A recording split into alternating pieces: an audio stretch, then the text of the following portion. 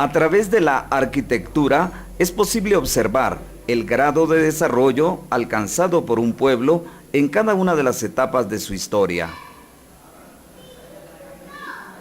La ciudad de San Marcos, cuya historia está ligada por completo con eventos geológicos, conserva muestras arquitectónicas invaluables, correspondientes a su época de mayor prestancia durante la consolidación de la nacionalidad guatemalteca.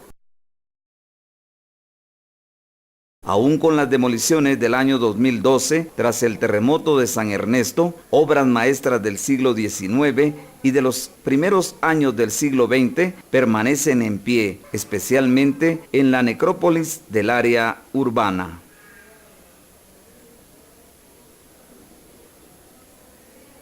Según información recabada por la arquitecta Susana Palma Rodríguez, el Cementerio General de San Marcos fue trasladado a su ubicación actual en diferentes fases, datando la adquisición oficial del terreno al sur de la ciudad, hacia el año de 1917, aunque años antes se empleaba ya como recinto funerario.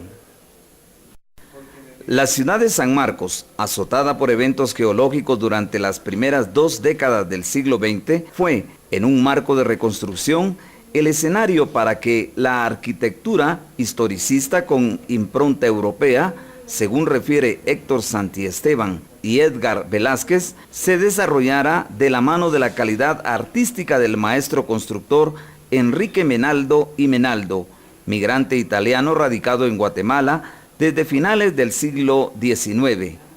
En consecuencia, la sociedad de esta vía en el occidente del país también le encomendó obras de carácter residencial y mausoleos, nichos y decoraciones que aún engalanan el cementerio general.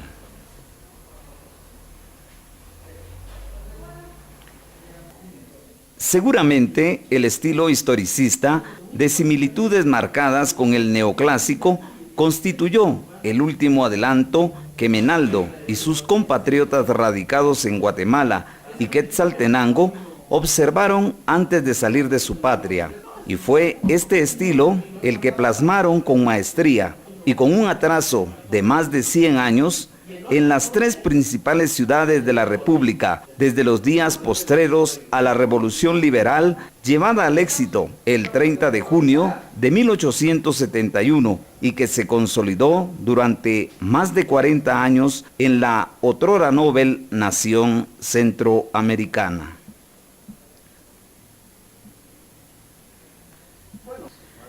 Las obras de Menaldo, en conjunto con las esculturas de mármol de Andrés Galeotti, representaron en el cementerio a lo más alto de la sociedad marquense, familias involucradas en la Revolución Liberal de 1871, gente culta y conocedora de las grandes ciudades europeas, militares que al mismo tiempo eran letrados y productores, propietarios de fincas destinadas al monocultivo del café. Los personajes de esta élite consignaron a tales artistas europeos para crear el lugar de descanso que ocuparían sus restos materiales, ignorantes de que, tras la extinción de sus vidas y de la vida de Enrique Menaldo, la alcurnia marquense y la influencia de esta ciudad en la política nacional quedarían también al borde de la extinción debido a la migración de sus herederos hacia la ciudad de Guatemala.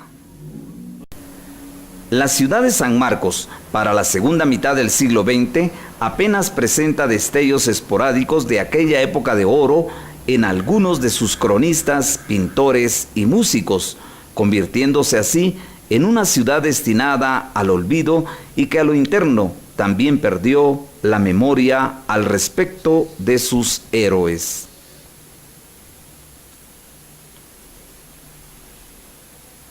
Obras en el abandono aguantan de manera estoica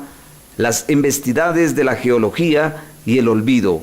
En el Día de los Muertos, cuando los panteones recientes se engalanan con pintura nueva, flores y visitas constantes, los forjadores de la nación a solas observan.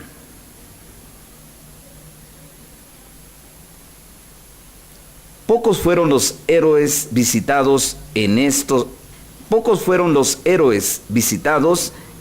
1 de noviembre, aun cuando las gestas liberales de la mano de Justo Rufino Barrios y José María Reina Barrios, marquenses y de otros personajes de alcurnia nacional, constituyeron las bases del país en el que vivimos.